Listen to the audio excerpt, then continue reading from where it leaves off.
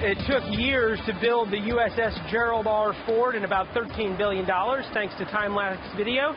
You see it done here in all of about 15 seconds. The man who will take her to sea, Captain Richard McCormick, joining us from inside the hangar bay of the USS Gerald Ford.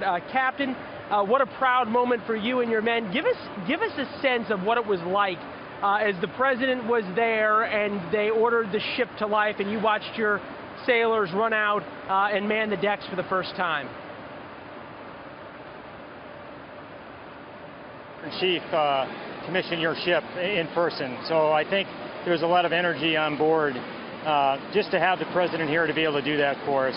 And just to see that energy and the spirit of the crew, not just today, but all, the weeks and months and for some people the years working up to this period, I think has been a culmination of a lot of hard work, and they've done a superb job in terms of getting us there. So I was very, very proud to see them do that.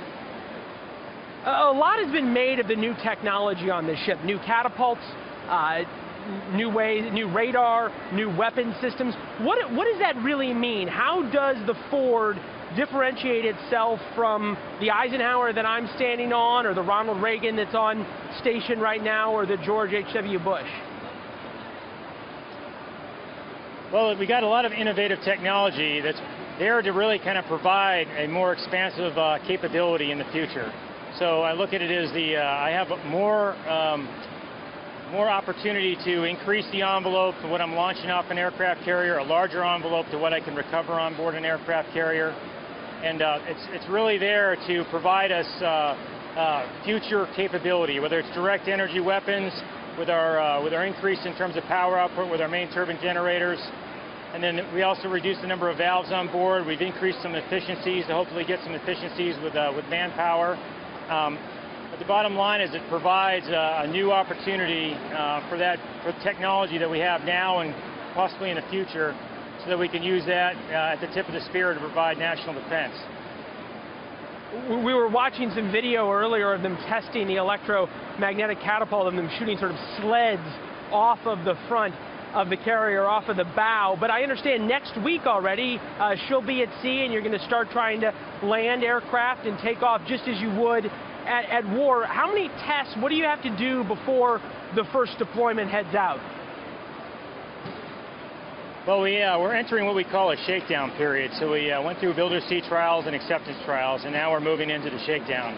And part of that shakedown period is testing your advanced launch capability, your arresting gear, testing your radar systems, testing all the other systems that we've added on board to make sure that they're meeting the requirement.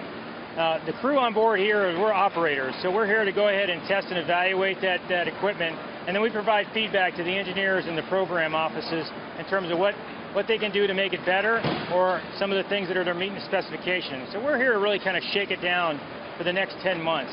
And then following that, we're going to go into an availability that allows us to go ahead and repair some of the things that may need to be repaired, or install some of the equipment that hasn't been installed yet, so that we can move into the next phase, which is getting ready for deployment. Working up an air wing, going out there and then testing a lot of that equipment when the systems approach, once we get it all installed. And then that'll go ahead and lead us into a deployment sometime in the future. All right, well, we wish you and your sailors Godspeed. I know there's a lot of technology on the boat to sort of help make the sailors' lives better, a lot of investment by the Navy. And that, we appreciate your time, sir, and all the best. All right, thank you very much, Leland.